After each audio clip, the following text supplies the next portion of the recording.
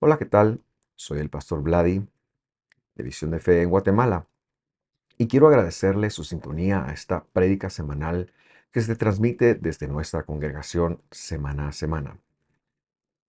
También quisiera invitarle a suscribirse a nuestro canal y, por supuesto, a visitarnos en las listas de reproducción del mismo, en el cual encontrará muchos otros videos de estudio de la palabra del Señor que seguramente colaborarán con su crecimiento. No está de más también invitarle para que nos siga en nuestras redes sociales de Facebook, Instagram, TikTok y X. Que Dios lo bendiga y espero que le hable en este video.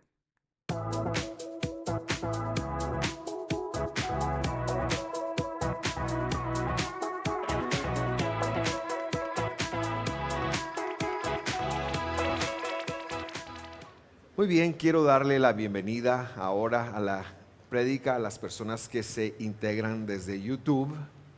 Queremos entrar en la enseñanza. Este tipo de prédicas, como las que me toca hoy, son bastante complicadas. Y le voy a decir por qué son muy complicadas. Porque hoy tenemos cafetería y hay tortillas con carne y los olores despiertan el hambre. Y entonces uno puede que ya no quiera ver la prédica o poner atención a la prédica, sino esté pensando en, como decía mi querido Xavi, la carne es débil. Así que yo lo invito a poner atención y al terminar también pasar a traer su tortilla. Quiero decirle que la última tienda hubo una recaudación de más de 2.500 quetzales para la honra y gloria del Señor. Y yo le ruego que les demos un aplauso a Huicho, que está allá esforzándose, porque él es el promotor de este tipo de cosas. Ya había empezado la prédica, ¿verdad? Bueno, estamos en la serie Las divisiones en la iglesia. A veces se tiene un pensamiento muy idealista de la iglesia, ¿verdad? Pensamos que en la iglesia la gente es distinta y mucha gente con ese pensamiento brinca de iglesia en iglesia porque en cada iglesia se va a encontrar lo mismo. Y no importa a qué iglesia usted vaya, usted siempre se va a encontrar lo mismo, problemas, porque somos humanos, porque no pensamos igual, porque por supuesto que vamos a disentir, porque por supuesto que no vamos a estar de acuerdo, porque dependiendo del número de personas, vamos a suponer que la iglesia tiene 150 miembros, habrá por lo menos 151 formas de hacer las cosas por aquellos que puedan ser bipolares. Entonces, queridos hermanos, ¿hay divisiones en las iglesias? Sí las hay, por supuesto que las hay. Por supuesto que no vamos a pensar igual, por supuesto que algunas veces nos vamos a sentir ofendidos, algunas veces nos vamos a sentir enojados, porque las hay. Pero ¿sabe qué? La iglesia sigue siendo el cuerpo del Mesías, la iglesia sigue siendo el lugar de restauración y la iglesia sigue siendo la novia de Dios, en el sentido que es el lugar a donde Él se manifiesta. Y el salvo, el que es verdaderamente salvo, se congrega a pesar de las divisiones que pueden haber. Hoy queremos hablar un poquito de la restauración llega o de la restauración, y hemos visto dos temas en esta serie. La próxima semana empezamos con nuestra serie de muchos años que se llama Volviéndonos a Dios. Pero hoy queremos cerrar esta serie haciendo un recuerdo, un recordatorio de lo que hemos visto. Vimos que Pablo y Bernabé aparentemente se pelearon y a causa del problemas en la iglesia, de problemas en la congregación, se separaron. Vimos que a pesar de ello nunca la unidad del Espíritu se afectó, sino que se mantuvo, especialmente en el vínculo de la paz. La semana pasada veíamos la importancia de Bernabé en el Evangelio y el hecho de que a pesar de tener problemas en la iglesia, no dejemos de considerar el hecho de servir a Dios. Es importante servir a Dios. Hoy mi punto de partida es releer lo que usted ya ha visto estas semanas, pero yo le invito a que me acompañe a Hechos capítulo 15, versículo 38, en donde dice: pero Pablo consideraba que no debían llevar consigo a quien los había abandonado o desertado en Panfilia y no los había acompañado en la obra. Recordará usted que en el primer viaje misionero, ¿cuántos viajes misioneros hizo Pablo? Según se dice, ¿cuántos viajes misioneros? ¿Alguien sabe? Los teólogos están divididos en dos opiniones. 3 y un cuarto, que fue su viaje a Roma, donde ya iba preso, o 4 viajes. Lo que sí es que vemos a Pablo que, a pesar de ir preso, nunca dejó de dar testimonio de Dios. Pero en el primer viaje, él avanzando,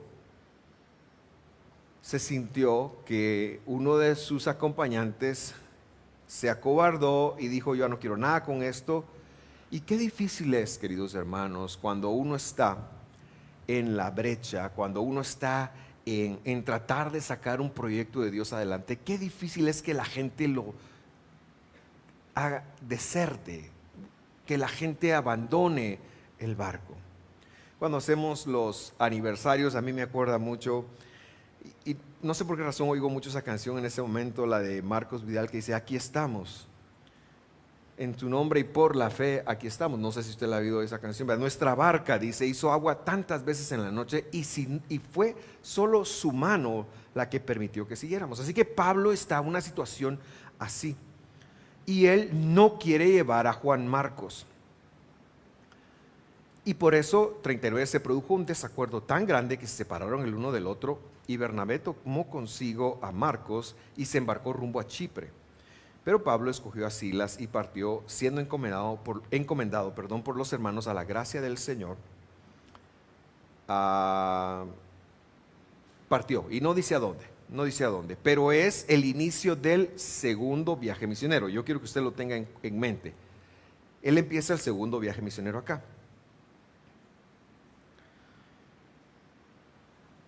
La escritura entonces lo que nos enseña es que Bernabé tenía como misión ganar a Juan Marcos, porque Bernabé, ese era su llamado.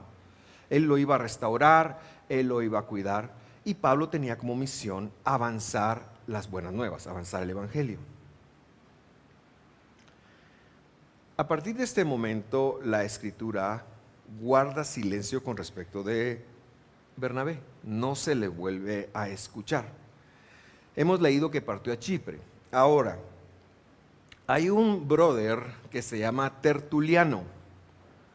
Tertuliano, aparte de ser un muy buen restaurante en la tercera ciudad más grande del país, que es Quetzaltenango, saludos a los Chivos.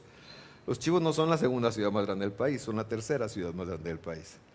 Aquí en la capital, la segunda es Misco. ¿Qué les pasa? ¿Qué más habitantes tienen? Muy bien. Tertuliano fue un creyente en Jesús que vivió en el siglo II y en el siglo III. Él escribe y registra que Bernabé murió como mártir en la isla de Chipre. No sabemos si murió en esta vez.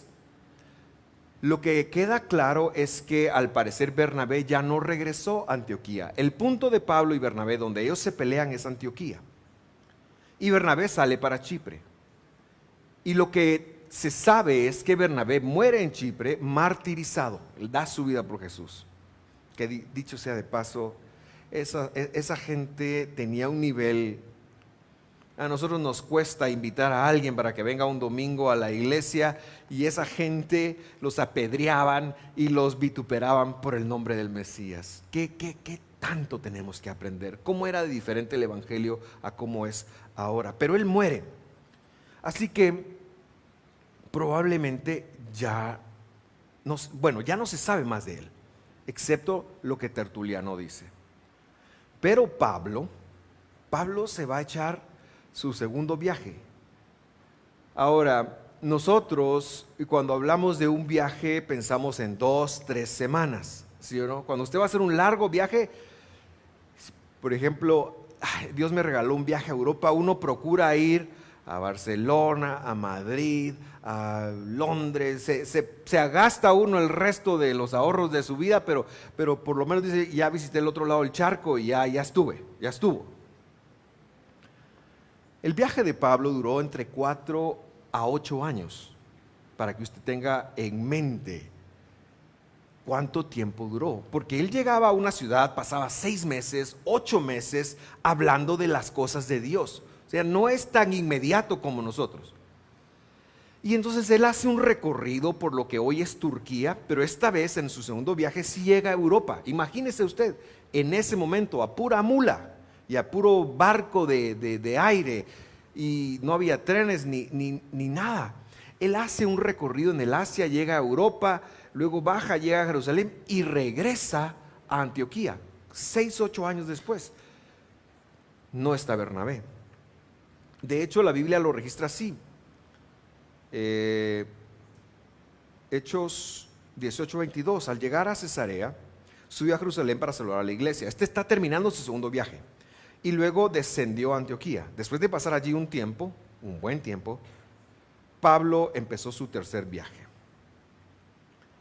Y lo que la escritura nos está diciendo de Lucas, que va con él, es que no se encontró con Bernabé. Ya Bernabé no sabemos dónde está. ¿Por qué eso es importante? Porque unos 8 años después, más o menos en el año 65, vamos a ver, la pelea entre Bernabé y Pablo ocurrió en el 50-51. El segundo viaje de Pablo fueron 5 o 6 años. Luego hace un tercer viaje, otros 7 años. Esto nos coloca en el 62-63. En el 63, él va a Jerusalén, lo agarran preso y pasa 2 años en la cárcel. Y llega a Roma más o menos en el 66. Eso sí, Pablo tiene 2 años de estar preso. 2 años de estar preso. ¿Por qué razón? Por decir que Jesús resucita a los muertos. Por eso está preso. Por eso está preso. Y está preso de sus hermanos que son judíos, como él era judío. Está preso. Y él decide que no se puede someter a la justicia judía y apela a César, y por eso es enviado a Roma. Así que en Roma él puede alquilar una casa, está en su casa, pero está preso.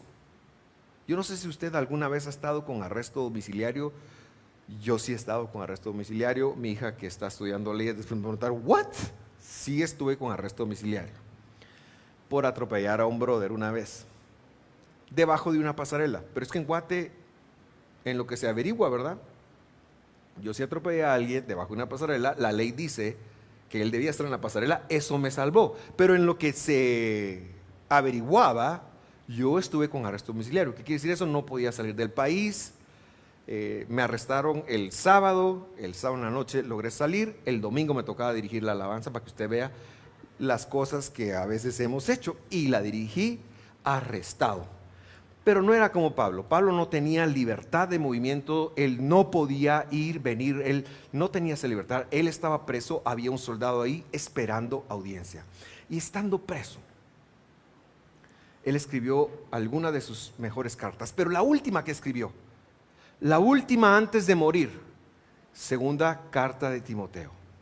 Han pasado 16, 17 años de la pelea, de la desaveniencia. Y yo quiero que usted note el estado mental espiritual de Pablo. Segunda carta de Timoteo, capítulo 4, versículo 9, dice, Pablo hablándole a Timoteo, procura venir a verme pronto. Ese pronto eran 6 a 8 meses. Para que usted lo tenga en mente, ¿verdad? No es que uno toma un avión y está ahí al otro día. No, porque Timoteo estaba en Éfeso. Y eran 6 meses más o menos, entre caminadas, barcos, etcétera, etcétera. Verso 10. Pues Demas dice, que era otro brother, me ha abandonado habiendo amado este mundo presente. Quiere decir que él iba con un discípulo que se llamaba Demas. Él estaba preso y Demas estaba ahí para ayudarlo y para apoyarlo, seguramente había sido financiado para eso, y lo abandonó. Y luego dice, y se ha ido a Tesalónica. Crescente, otro brother, se fue a Galacia, seguramente a predicar, y Tito a Dalmacia. Pregunto yo, ¿cómo se siente Pablo? ¿Cómo se siente Pablo? Solo. Pablo se siente, ¿alguna vez usted ha sentido solo, que nadie lo comprende? Bueno, algo así estaba Pablo. Y dice, sigue diciendo, solo Lucas, que es su amanuense, que es su escritor, está conmigo. ¿Y qué dice ahí? Por favor, léalo. ¿Qué dice la siguiente oración? Toma a Marcos y tráelo contigo, porque me es... ¿Qué le era Marcos a él? Útil. Cuando se pelearon con Bernabé, ¿qué le era Marcos a Pablo? Era un inútil. Por eso se pelearon. Quiero que conecte eso. Y ahora Pablo está diciendo que él es, y antes era, y ahora es. Muy bien, con que estemos claros con eso estoy bien. ¿Qué pasó acá? ¿Cómo es que este hombre, que era un inútil para Pablo, ahora es útil para el ministerio? Claro, Bernabé hizo una obra, pero lo que yo quiero que cobre conciencia usted es de que aquí hubo una restauración. Porque probablemente Bernabé ya no está, ya fue martirizado, pero Pablo ha tenido un encuentro, ha tenido una comprobación, y Marcos ahora le resulta a él que es útil. ¿Y qué es útil? ¿Qué es una persona útil? Eficaz, muy bien. ¿Qué más es una persona útil? ¿Qué es una persona útil para el ministerio? ¿Se imagina usted? Marcos va a escribir, todavía no lo ha escrito, pero va a escribir el evangelio que lleva su nombre. Fue el primer evangelio que se escribió y se piensa, se cree, que llevaba las vivencias de Pedro y la experiencia teológica de Pablo. Por esta relación, Juan Marcos llega a ver a Pablo en la cárcel y Pablo le traspasa su teología y Pedro le traspasa sus experiencias. ¿A cuántos les ha bendecido el evangelio de Marcos? Levante la mano. Pocos, espero que lo lean alguna vez, a los que no. A mí es mi evangelio favorito y le voy a decir por qué. Es el que tiene en un escueto una teología tan profunda, y por eso fue el primer evangelio que desarrollamos en este desarrollo histórico que hemos hecho. Yo le invito a verlo. Allí él habla de demonología, él habla de la ley, en fin, habla de las dietas, habla de muchas cosas en función de Jesús. Ahora es útil, ahora es útil. Y entonces podemos entender que hay una restauración. Se dio una restauración en esa relación. Lo que quiero que usted conecte es que el verdadero creyente no se queda bravo para siempre. El verdadero creyente no maneja la ira como modus vivendi. Vamos a tener esas evidencias, pero el verdadero creyente siempre tiene una apertura a restaurar sus relaciones. ¿Me doy a entender?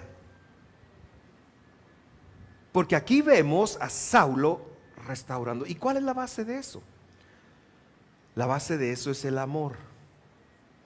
Y quiero aterrizar esta charla en dos enfoques del amor. Dos enfoques del amor.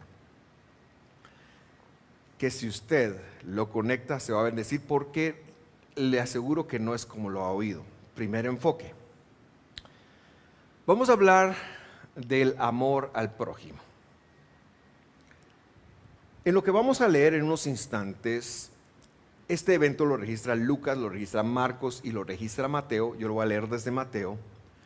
Un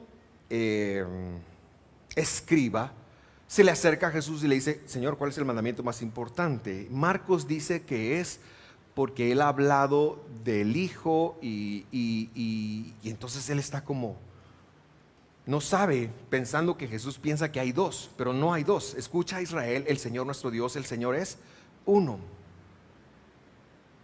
Y entonces le pregunta, ¿cuál es el mandamiento más importante? Y usted conoce la respuesta. El mandamiento más importante es, escucha Israel, el Señor nuestro Dios, el Señor es uno y lo amarás, etcétera, etcétera. Y luego Jesús, dirían los mexicanos, saludos a algún mexicano si me está viendo, se avienta, dice, el segundo. Y se aventó el segundo diciendo, y el segundo es, amarás a tu prójimo como a ti mismo. ¿Verdad? Este brother se quiere pasar de vivo y le dice, ¿quién es mi prójimo? ¿Quién es su prójimo? El suyo, pregunto. Nosotros tenemos una conciencia del prójimo. Aquí hay una conciencia específica en donde este escriba le han enseñado toda su vida que su prójimo solamente es el otro que piensa y cree como él. El judaísmo farisaico era muy apartheid y él pensaba, fíjese lo que pensaba, que los judíos fariseos eran el prójimo, que los demás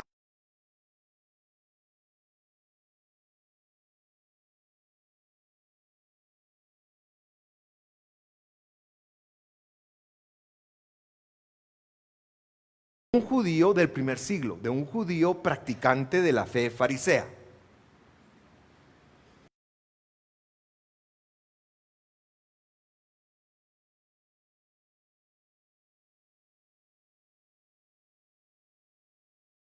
La volvía impura. Esa es como la mentalidad que tienen ellos, hasta el día de hoy, especialmente en las fases más ortodoxas. Entonces él le pregunta, entonces, ¿quién es mi prójimo? Y Jesús le da una parábola. ¿Se acuerda usted la parábola del buen samaritano? Entonces la cosmovisión judía es que hay que amar al prójimo, pero el prójimo, como a mí mismo, pero el prójimo solamente es el judío que piensa como yo.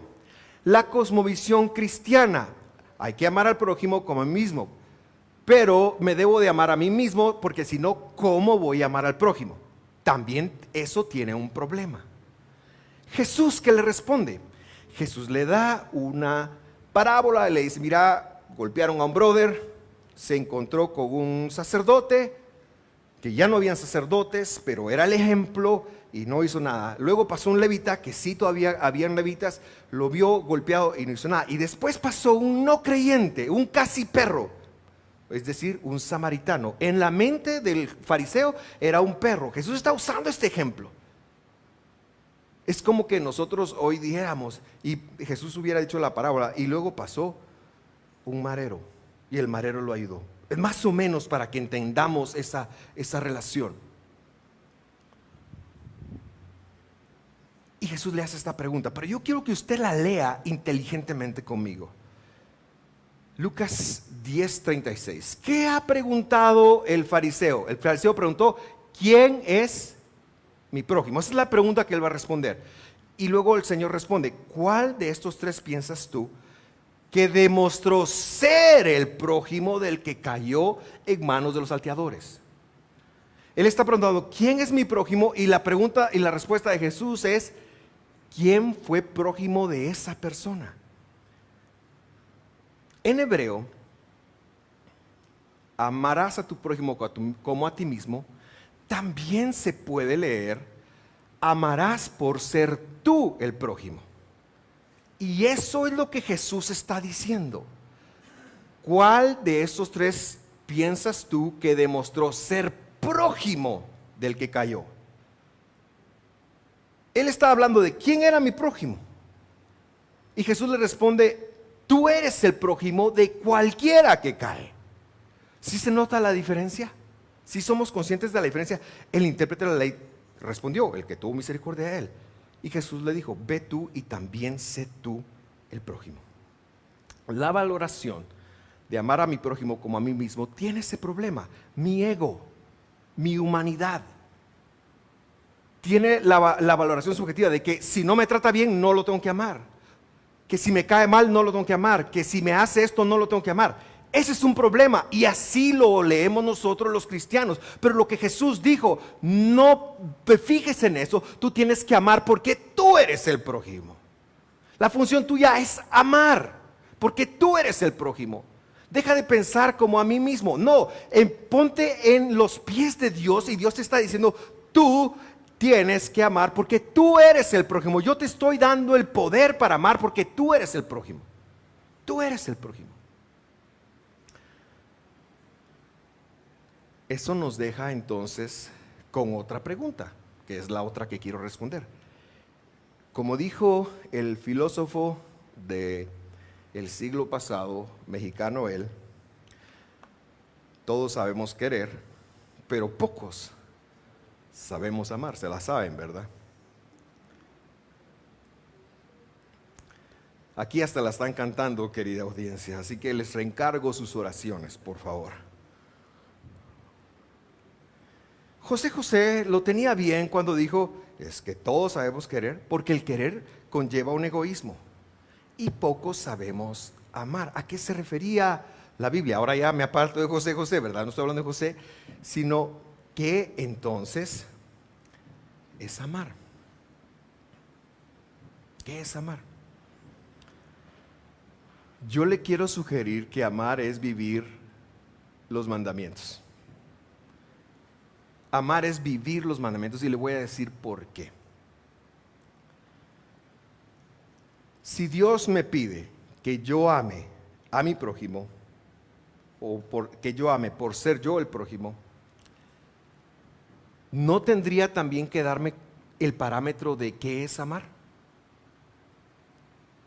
¿No le ha pasado a usted cuando delega algo, que usted delega una actividad? Por ejemplo, yo quiero que se haga tal cosa, pero uno no instruye bien a la persona y luego hacen otra cosa. No sé si a usted le ha pasado. ¿Por qué? Porque dejamos a la subjetividad algunas cosas. Dios no es subjetivo. Dios no es subjetivo para nada. Él ha sido muy, muy, muy claro. Entonces yo quiero que leamos a Jesús en esta misma setting en donde Él había dicho al escriba, amarás por ser tú el prójimo. Vamos a ver, Mateo 22:37. Y le contestó, amarás al Señor tu Dios. La pregunta es, ¿cuál es el mandamiento más grande? Él dijo, Shema Israel Adonai Eloheinu Adonai Ahad. Eso fue lo que dijo literalmente. Eso es, amarás al Señor tu Dios con todo tu corazón y con todo tu ser y con toda tu mente. Este es el grande y primer mandamiento. Es decir, que todo tiene que ver con algo que se llama amor con respecto de Dios. Número 2. Y el segundo dice, es semejante a este, amarás a tu prójimo. Y yo le puse ahí ya cómo se debe leer. Amarás por ser tú el prójimo. ¿Me doy a entender con eso? Amarás por ser tú el prójimo. Así como amas a Dios, ahora tienes la capacidad de amar por ser tú el prójimo. Y él dice, de estos dos mandamientos, competencias, dependen, traducen. Pero el verbo literal ahí es cuelgan. Cuelgan. ¿Cuántos de ustedes compraron algo en el bazar que tuvimos hace algunas semanas? ¿Verdad? ¿Cuál era la función de la cercha? En donde estaban colgadas las cosas que compramos. ¿Verdad? La función de la cercha era estar allí para demostrar lo que había. Era evidenciar el producto. La cosmovisión cristiana nos ha dicho en los últimos 1850 años más o menos, que ya solo hay que hacer estos dos mandamientos. Hay que amar a Dios y hay que amar al prójimo. El problema es que cuando vamos a amar, cada quien tiene una idea de qué es amar. Sí me doy a entender en cuál es el problema. Cuando vamos a practicar el amor, porque nos han dicho, todos decimos, amar es como yo pienso o como yo digo que es amar. Por ahí salió alguien y dijo, hay Hay 5 lenguajes del amor. Entonces amar para una persona es regalos, amar para otra es tiempo de calidad, amar para otra es contacto físico, etcétera, etcétera. Nuevamente, esto es un problema y no es a lo que se refería la Biblia. ¿Por qué? Porque Jesús está diciendo, estos 2 mandamientos son los que demuestran los demás. ¿Qué quiere decir eso? Quiere decir que amar al prójimo es cumplir todos los demás mandamientos que Dios me ha puesto que tienen que ver con el prójimo. Quiere decir que amar a Dios, por ejemplo, voy a decir algo un poquito controversial, pero hacer Shabbat es amar a Dios. Porque Él lo dejó como ese. Según esta mentalidad de Jesús, que es de estos 2 mandamientos dependen todos los demás, quiere decir que, por ejemplo, guardar la dieta del Señor es amar a Dios. Me estoy dando a entender, porque son los mismos mandamientos. Y quiere decir que todos los demás que tienen que ver hacia mi prójimo son la demostración del amor. Por ejemplo, la Biblia lo que me está diciendo es que no debo de codiciar algo que tenga mi prójimo, porque si codicié algo de mi prójimo, lo dejé de amar. ¿Tiene sentido eso? Le pregunto, dígame usted sí o no. No tiene sentido. Muy bien, me sigo explicando. Está escrito, no codiciarás ni la mujer, ni la casa, ni el buey de tu prójimo. Es una prohibición. Eso tiene que ver con quién, conmigo y con mi prójimo, con mi vecino. ¿Cómo demuestro yo amor para él? Porque eso lo voy a saber solamente yo. ¿Cómo demuestro amor bíblico? No codiciando lo que es de mi prójimo. Eso es amar por ser tú el prójimo. Sí, la Biblia nunca habló de trabaja en tu autoestima y cuando tú te sientas bien tú puedes amar a los demás. Ese no es el mensaje de la Biblia. La Biblia lo que está diciendo, aquí están cómo yo quiero que tú te lleves con todos los demás, que tienes que respetar. No matarás, es decir, no vas a tomar la justicia por tus propias manos con respecto de tu prójimo. Eso es amar al prójimo. Los mandamientos bíblicos de Dios que tienen que ver con mi prójimo es amar al prójimo. Esa es la idea de Dios. Es algo objetivo, para nada es subjetivo. Por eso, para amar a mi prójimo, yo debo de ir a buscar el libro que se llama la Biblia, el libro que se llama la Torá, y fuera de cómo me sienta, ¿verdad? Porque a veces no me siento tan bien, yo debo de vivir eso.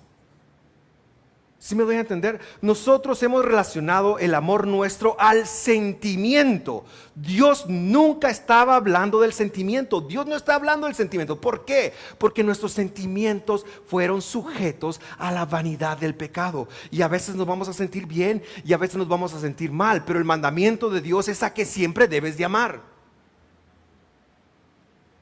Por lo tanto, aunque yo no lo sienta, el amor se demuestra guardando la palabra de Dios. Es como dijo un video, me llegó un video que me gusta tanto, de una mamá y su hijo, y él lo cuenta al hijo y le dice: ay mamá, hoy no tengo ganas de ir a la iglesia. No pasa nada, mi hijo, tú tranquilo, tranquilo hijo. ¿Quiere decir que no puedo ir a la iglesia? No, le dice. Quiere decir que hoy vas sin ganas. ¿Por qué? Porque es el desempeño. Lo que Dios te está pidiendo es, el cristianismo lo dijo, hay que amar a Dios y al prójimo, y de todos los demás nos olvidamos. No, hermano, que estudies los demás, porque en los demás está escrito cómo debes de amar a Dios y cómo debes de amar al prójimo. Por eso esos dos son como el punto central de la ley del Señor y los demás son la explicación. Por eso de ellos cuelgan todos los demás, porque estos son el objetivo, vamos a llamarle así, y los demás son el cómo, el cómo, el cómo del Señor. Querido hermano, Pablo vivió así. Por esa razón, cuando él se peleó, porque sí se peleó con Bernabé, esa no fue una pelea perenne, hubo restauración.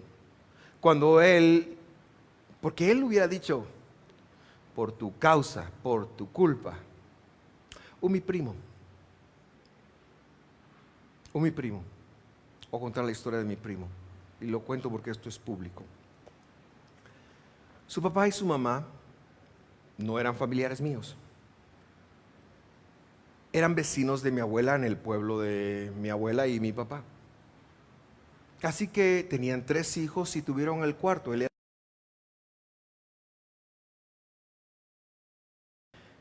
Y el papá lo aborreció y lo miró y le decía, tú eres el culpable de que yo no tenga esposa. Tú eres el culpable. Y lo odió. Mi abuela, que era vecina de él, lo adoptó. Se lo dieron así como al paquete sucio. Pero mi abuela ya estaba en su edad de ser abuela. Así que medio lo malcrió un poquito. Si me está viendo, si me va a ver algún día, perdón por contar sentimientos, pero era la verdad. Mi tío, el hijo de mi abuela, hermano de mi papá, se casó de edad adulta con su esposa, una norteamericana. Y Dios puso en ellos adoptar a esta criatura. Y él creció como nuestro primo, es mi primo. Lleva el mismo apellido que nosotros, a pesar de que no haya crecido entre nosotros. Se me olvidó cuál era la razón de que le iba a contar la historia, porque tenía una razón que ver, estoy tratando de acordarme. Ya solo le tiré trash a mi primo, ¿verdad?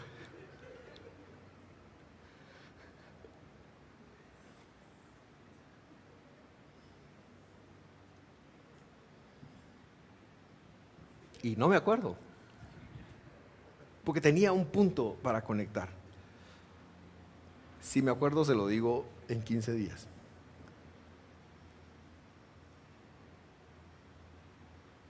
Ah, ya me acordé. Mis tíos lo adoptaron y lo arroparon y lo hicieron como él. Y yo miraba en nuestro crecimiento y hasta celos me daba, porque yo con Bracos, Incatecus y bien me iba, y aquel con Nike y con Adidas y con todo. Y decía, ingrato. ¿Alguien sabe qué es Bracos? No saben qué es Bracos. Incatecu tampoco saben qué es, ¿va? Tengan más cultura, por favor, especialmente los jóvenes. De ahí venimos, son marcas nacionales que eran baratas, de zapatos.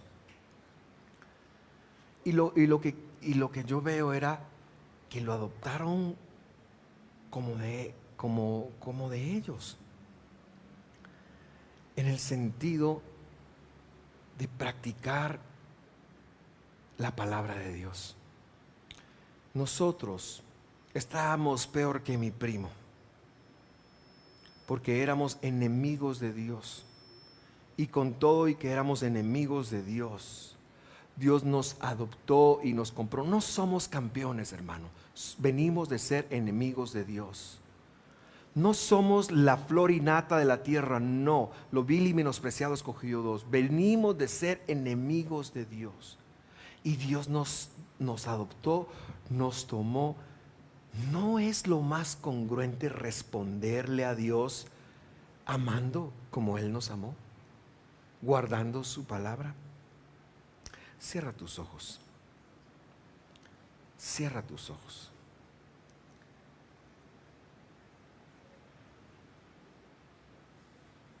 Hay un espacio en nosotros para el crecimiento siempre.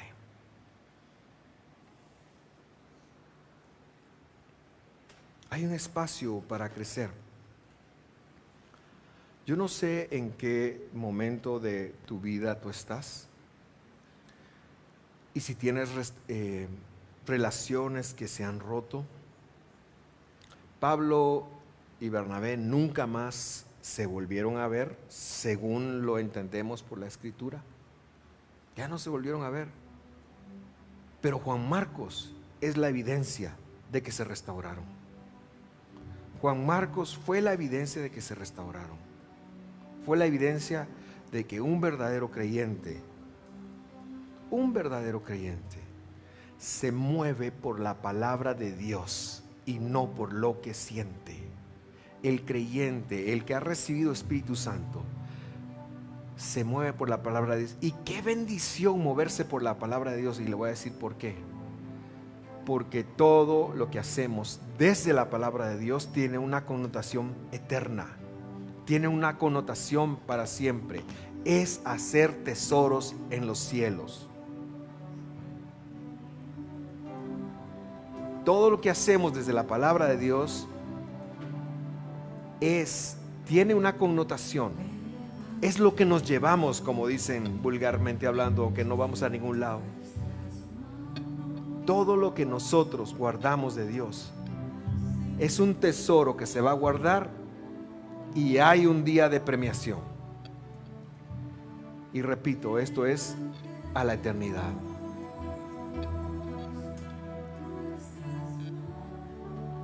Y yo le invito a pensar en dónde está usted.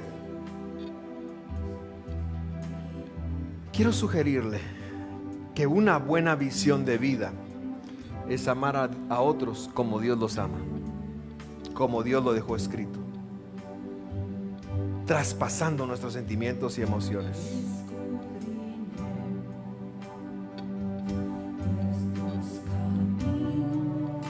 Que dicho sea de paso, es la voluntad de Dios. La voluntad de Dios es su palabra.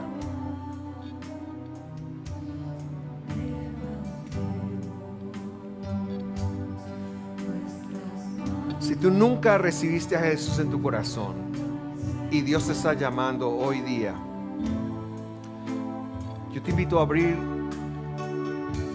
tu corazón y a decirle a Jesús que venga. La fidelidad viene, es decir, Dios viene a nosotros por el oír y el oír por la palabra de Dios. Pero es que eso funciona para todos los que estamos acá. Yo quiero invitarte a revisar esos rincones de tu mente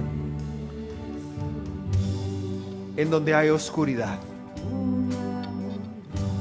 Quiero invitarte a revisar los rincones de tu mente en donde tienes asuntos no resueltos con otras personas. No importa que por fuera tú estés bien o manejándolo o diciendo no me afecta. Yo quiero invitarte a llevar a Dios a las regiones más oscuras de tu corazón, en donde hay pleitos con alguien más. Yo no estoy diciendo que tú tienes que volverte amigo nuevamente. Bernabé y Pablo nunca más se vieron. Bernabé y Pablo nunca más se vieron. No te estoy invitando a regresar, pero te estoy invitando a limpiar el trecho oscuro, los trechos oscuros de tu corazón. Y máxime en las relaciones que hoy sí compartes, en casa, en el trabajo, en la oficina, en tu lugar de estudio.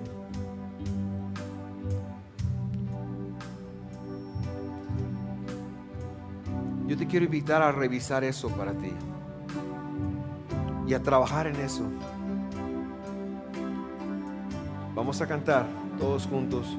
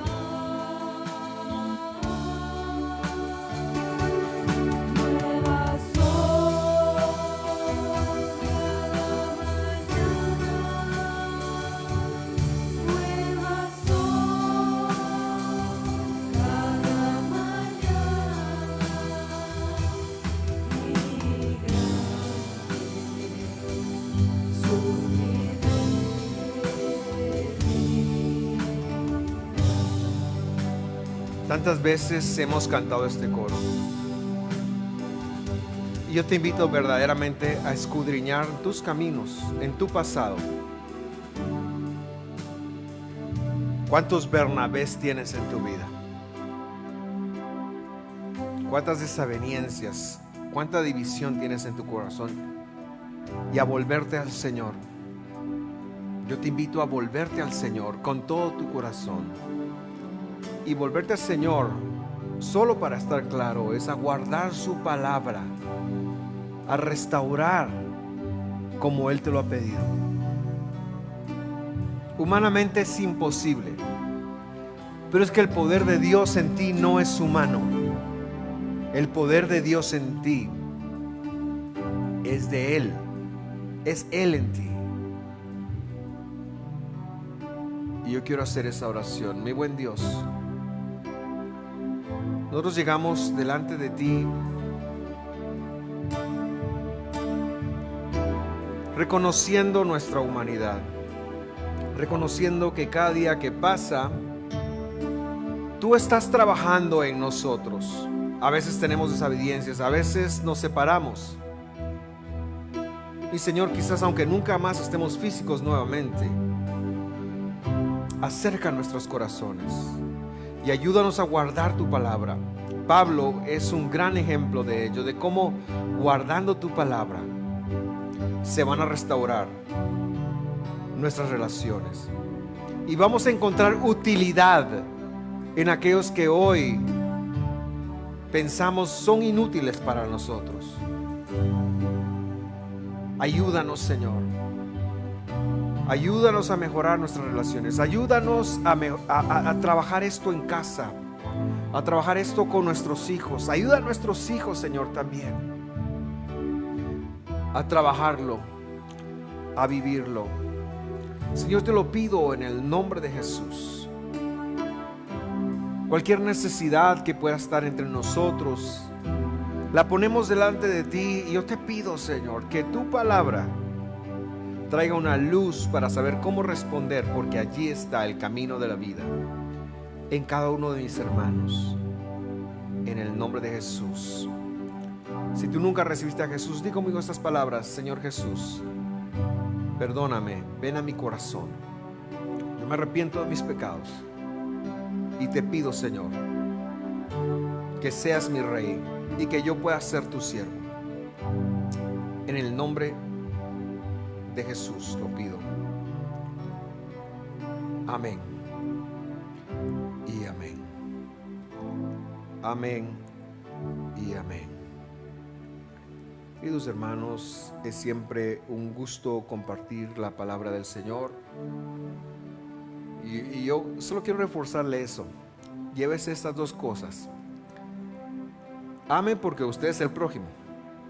No a su prójimo como a usted mismo. Ame porque usted es el prójimo. Y número 2, amar es como Dios ha dicho. Es hacer lo que Dios ha dicho que hay que hacer. Trasciende una... Si usted tiene el sentimiento, qué bueno. Yo le decía a Huicho, viendo las tortillas allá afuera, me lo encontré en el baño, encarbonado y todo. Yo le decía que él tiene el don del servicio. Es su forma de mostrar el amor. Sirviendo, porque eso es lo que está escrito, ¿verdad? Sirviendo a los demás. Así que Dios nos ayude, que Dios nos bendiga. Gracias por sintonizar esta semana. Los esperamos la próxima semana, en donde iniciaremos una nueva serie.